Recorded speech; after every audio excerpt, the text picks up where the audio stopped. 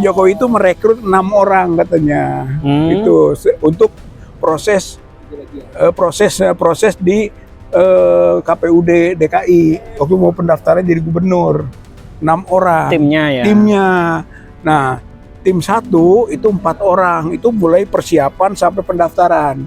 Itu ada nama David, Anggit, kemudian Isnaini, Eko Sulistyo.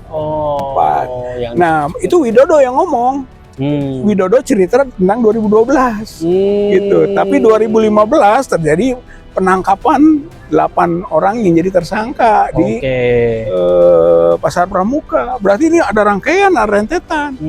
Gitu. Selama jaksa tidak bisa membuktikan asli kan gitu, maka akan jadi pertanyaan publik dan itu akan terus menerus. Meskipun kita berhenti, akan muncul 1.000, 1 juta orang lagi nanti yang akan mempermasalahkan ini. Karena tanya, nanti oleh kuasa hukum kita akan dicecar habis-habisan. Bang Rizal juga bisa tanya nggak? Boleh, boleh. Kita nanya, boleh kita nanya, gitu. Boleh.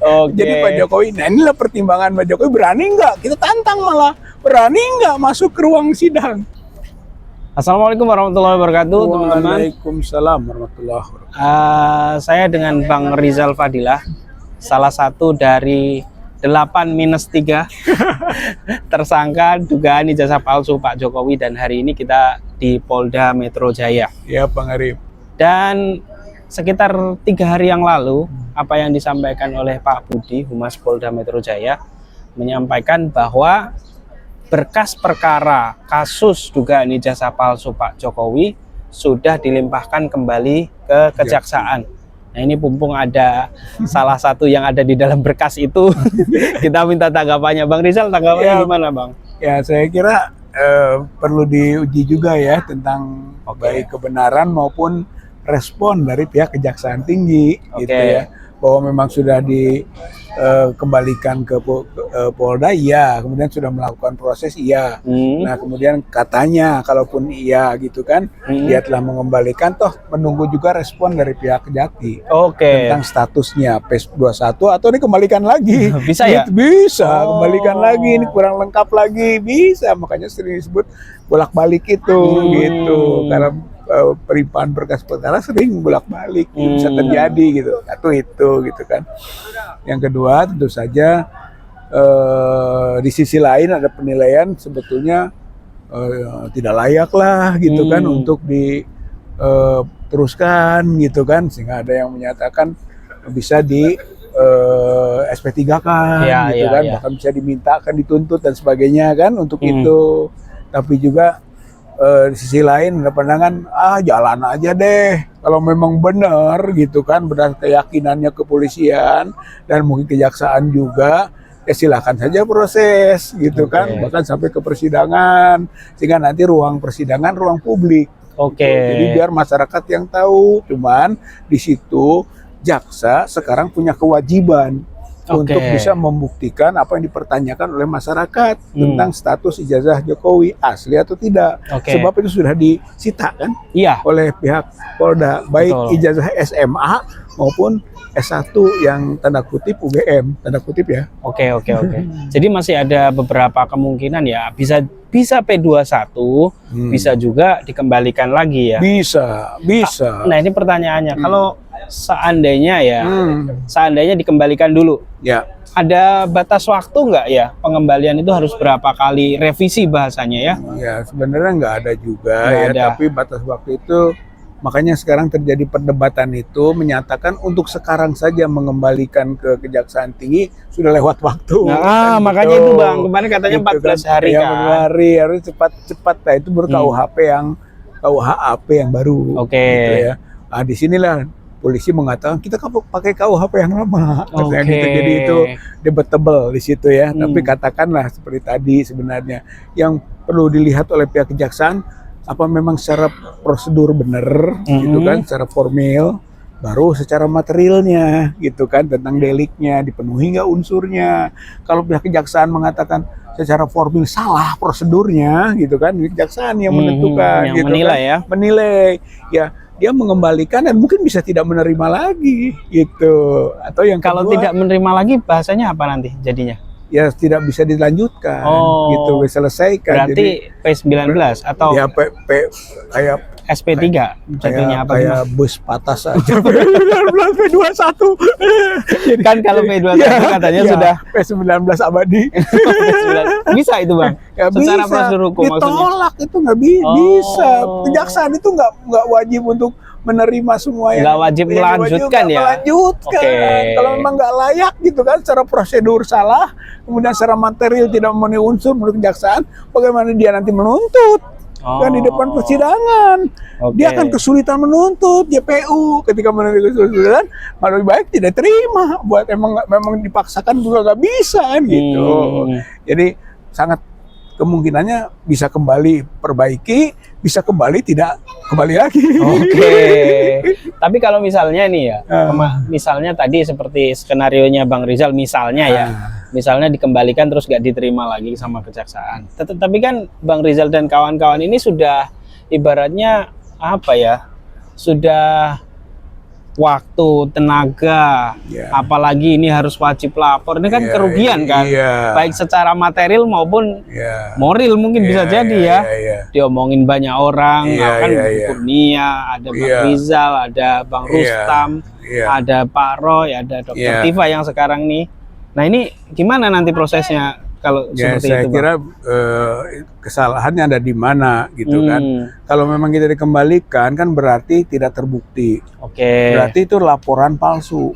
Oke. Maka kita punya tuntutan ke Jokowi langsung. Oh, berarti bisa tuntut balik nih bahasanya. Tuntut laporan palsu. Oke. Ketika nanti tidak bisa dikembalikan, tidak dijalankan, mungkin SP3 gitu kan diberhentikan gitu kan penyidikannya, ya maka laporannya laporan palsu. Nah sekarang enak, kita bisa tertawa-tawa gitu kan. Woi Jokowi bagian ente lu gitu, gue segera tuntut sekarang.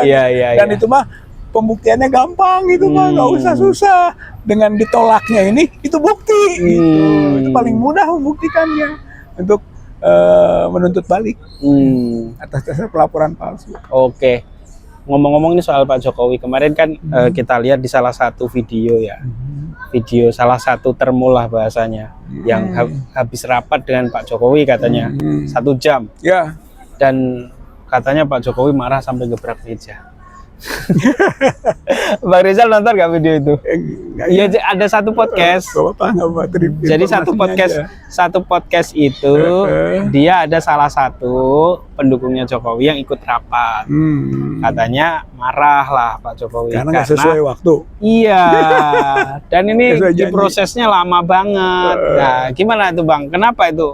Iya. Itu secara ini Bang. Secara psikologis gitu kan, sebenarnya mungkin saja sudah ada janji yang namanya kasus begini bisa jadi deal-dealan gitu. Oke, kami selesaikan gitu kan, gitu asal biaya keluarkan mungkin ya kan gitu kan, dikeluarkan biaya tapi nggak selesai dalam waktu yang dijanjikan, bisa saja beralasan karena inilah karena itu karena ini gitu kan.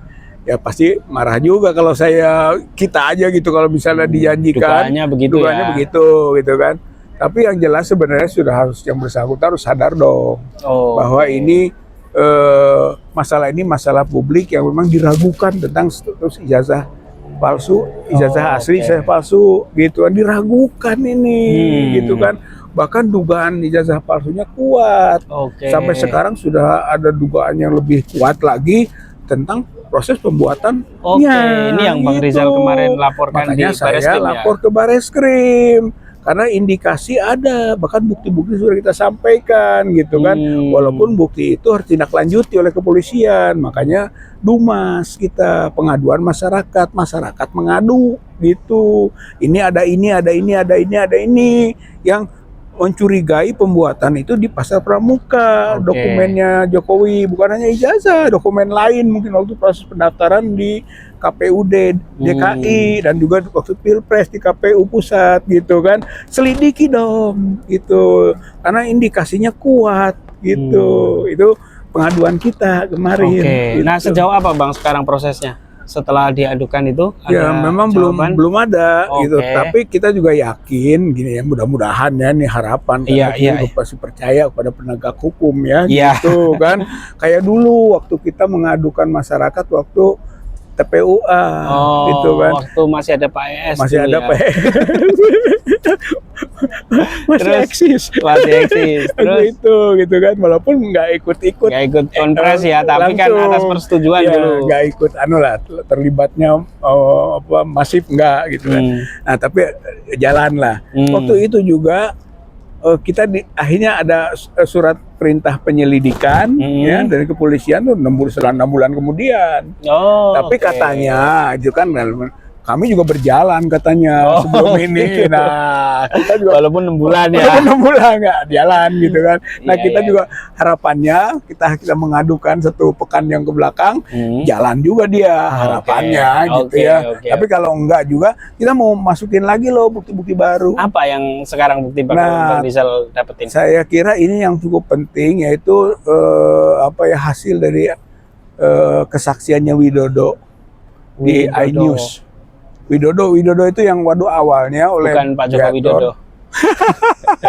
Widodo yang mana? Tapi itu CS-nya Pak Jokowi. Jadi Jokowi itu merekrut 6 orang katanya. Itu untuk proses di KPUD DKI waktu mau pendaftaran jadi gubernur. 6 orang. Timnya ya. Nah, tim 1 itu 4 orang, itu mulai persiapan sampai pendaftaran. Itu ada nama David, Anggit, kemudian Isnaini, Eko Sulistyo. Nah, itu Widodo yang ngomong. Gitu. Itu memang berdasarkan keterangan dari Widodo. Kemudian katanya Widodo saya di tahap kedua. Yaitu waktu setelah pendaftaran menuju kampanye. Itu. Dan nanti yang terakhir Sigit kalau nggak salah ya. Sigit yang terakhir itu di kampanye katanya. Jadi 6 orang itu adalah orang yang direkrut oleh Jokowi gitu. Nah, orang Solo ini disebutlah oleh Beator mungkin tim Solo. Nah, tim Solo ketemu tim Jakarta yang mayoritas PDIP. Ada juga yang Gerindra gitu kan. Nah, mereka kemudian melangkah. Nah, melangkahnya kemana? Ini yang kita sedang duga dikaitkan dengan keterangan yang lain ke Pramuka. Ke Pak Iman ketemunya, ketua tim sedulur Jokowi. Orang yang berada di ruang Pramuka itu Pak Iman. Pak Iman, ya ini skenario yang kita bayangkan. Diduga begitu. Pak Iman perintahkan lagi ke memang pelaku di belakangnya gitu. Jadi yang ngerjakan itu bukan Pak Iman di belakangnya, tapi orderan Pak Iman. Nah, di belakang itu adalah orang-orang yang ditangkap. Dalam siapa itu? 2015 ada penggerebekan. 2015 loh. 14 itu baru jadi presiden Jokowi. 2015 November ada penggerebekan dan 8 orang dijadikan tersangka, yang ditangkap 23. Itu kasus apa itu, Bang? Kasus pemalsuan ijazah di Pramuka. Gitu. Iya, diproses itu sampai inkrah tuh, sampai ke Mahkamah Agung. Dihukum 8 orang pemalsu ijazah, pemalsu dokumen, ada akta nikah, ada KTP, segala macam dibikin oleh dia. Nah, sehingga dugaan kita dalam konteks tadi desain skenario yang kita maksudkan adalah begitu. Jadi setelah Pak Iman perintahkan ke belakang yang bikin, karena 2012 itu. Itu berarti pas Pilkada DKI ya? Pilkada DKI 2012. Widodo cerita tentang 2012. Gitu. Tapi 2015 terjadi penangkapan 8 orang yang jadi tersangka di Pasar Pramuka. Berarti ini ada rangkaian, ada rentetan. Saya coba mencari di Google lah, googling gitu kan, tentang proses hukum yang dilakukan oleh 8 orang ini. Nggak ada itu. Hilang itu. Yang ada hanya penangkapan penggerebekannya saja. Sehingga sulit sekarang saya ingin mendapatkan data mengenai proses hukum terhadap 8 orang itu, jadi menimbulkan kecurigaan, jangan-jangan ada di situ gitu pembuatan ijazah Joko Widodo. Dugaan kuat ini. Pramuka. Nah, berdasarkan laporannya dari Bang Rizal itu kan ada banyak sekali nama ya tadi.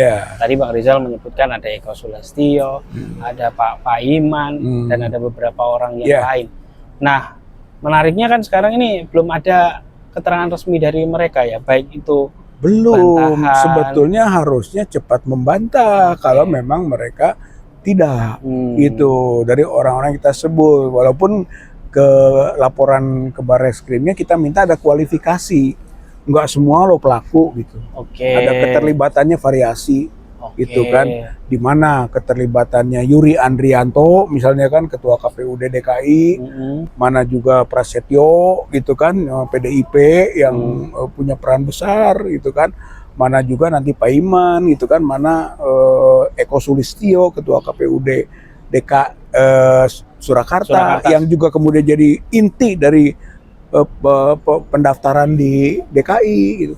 Mereka harus diuji oleh polisi mana yang paling berperan, karena pasti tidak semua sama gitu. Jadi maksud saya nama-nama itu kita sebut sebenarnya kalau pihak kepolisian profesional sedikit saja ada nama tertentu dikejar. Iya, harusnya begitu. Biasanya begitu kan. Biasanya begitu. Apalagi itu tebal gitu kan, banyak ya. Garis-garisnya tebal untuk kemungkinan orang-orang ini. Bahkan kita eksplisit kan menyebut pasar pramukanya gitu. Udah jelas. Mantan pasar pramuka. Sekarang udah kebakar. Dibakar atau dibakar kan. Itu diajukan sebagai bukti juga. Iya, gitu. iya. Seperti itu Pak Arief. Oke, berarti sampai dengan hari ini masih menunggu proses dari Barreskrim, dan kita siap-siap juga memasukkan lagi tadi antara lain keterangan Widodo itu, karena itu penting itu. 4 orang yang menjadi tangannya Jokowi ketika melakukan persiapan sampai pendaftaran. Itu yang paling penting gitu. Jadi saat pilkada DKI dulu pilkada DKI yang kemudian dokumennya mungkin saja dilanjutkan ke Pilpres. Langsung ke Pilpres ya. Bang, ini kan berarti ada 2 hal nih. Yang pertama adalah kasusnya Abang sendiri yang sebagai tersangka sekarang sudah dilimpahkan ke kejaksaan. Katanya. Di sisi lain Abang juga melaporkan ke Barreskrim Polri. Nah, ini kalau dalam skenario hukum nih mana duluan, dan apakah misalnya nih kejaksaan nanti P21, nah terus Barreskrim Polri gimana ceritanya nanti? Ya, seharusnya tahap utamanya Polri ini objektif, dokumennya uji dulu asli atau palsu. Kan kemarin katanya asli. Iya, tidak pernah mengatakan asli. Oh, identik deng ya, sorry. Iya kan, identik itu bukan otentik. Tidak ada pembuktian itu asli. Sampai saat ini tidak ada pembuktian asli. Bahkan kita Bang Rizal lihat juga nggak boleh ya deket-deket, nggak boleh pegang ya. Jadi secara hukum belum ada bukti, itu dulu Pak. Itu kan, maka sekarang mana duluan yang harus bergerak, yang bisa menuju ke pembuktian dulu ijazah itu, baru kemudian ada namanya pencemaran, fitnah, penghasutan segala macam, dokumen otak-atik informasi elektronik segala macam, itu mah sekunder kalau menurut saya mah. Itu kan yang atau derivasi itu buat turunannya itu ya. Yang primernya adalah pembuktian dulu ijazah itu asli atau palsu, yang dulu aja belum selesai gitu. Barreskrim dulu itu belum selesai, baru nyebut identik saja gitu, belum bisa otentik dia. Satu, yang kedua kita sekarang masukkan lagi soal pembuktian juga ijazah itu palsu atau asli sama kepada proses pembuatan di pramuka itu. Jadi tuntutannya sebenarnya ini harus cepet ini yang Barreskrim ya gitu, karena ini juga melanjutkan yang lalu sebenarnya tidak langsung.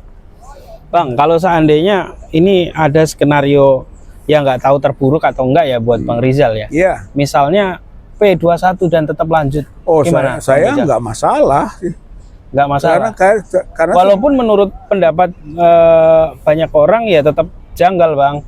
Tetap janggal, tapi buat cara kita secara pribadi nggak masalah. Nggak masalah. Akan kita hadapi. Kita akan hadapi gitu kan, karena kita tidak berbuat untuk kepentingan sendiri. Kita berbuat untuk kepentingan orang banyak yang ingin tahu status ijazah ini asli atau palsu. Harus melalui mekanisme yang kita jadi tersangka, terdakwa atau dan seterusnya, yaitu automatically saja kita jalani gitu. Bahwa nanti kita tuntut terus. Jaksa harus bisa buktikan itu asli. Gitu. Selama jaksa tidak bisa membuktikan asli kan gitu, maka akan jadi pertanyaan publik, dan itu akan terus menerus. Meskipun kita berhenti, akan muncul 1.000, 2 juta orang lagi nanti yang akan mempermasalahkan ini karena tidak terjawab. Bang, ini kan ada yang bilang begini ya. Nanti kalau terjadi persidangan misalnya ya, itu nanti tidak akan membuktikan ijazahnya, tapi soal ujaran kebenciannya kayak gitu-gitu, Bang. Gimana tuh? Itu kasus Gus Nur. Iya, dan itu seperti kasus Bambang Gus Nur Tri. dan Bambang Tri dulu begitu kan. Tapi dulu tidak menjadi sense publik. Dan dulu yang melaporkan bukan Pak Jokowi. Bukan. Ya. Itu sekarang agak beda ini. Rakyat masyarakat sudah meyakini palsu. Jadi tinggal membuktikan tidak palsu loh. Jadi dia sekarang bebannya. Nah, beban itu sekarang ada di kejaksaan. Karena apa? Dulu di zaman Gus Nur dan Bambang Tri belum ada penyitaan. Gitu. Belum ada. Dan ijazah itu misterius. Iya sih benar. Iya, sekarang sudah kita lihat ada. Gitu.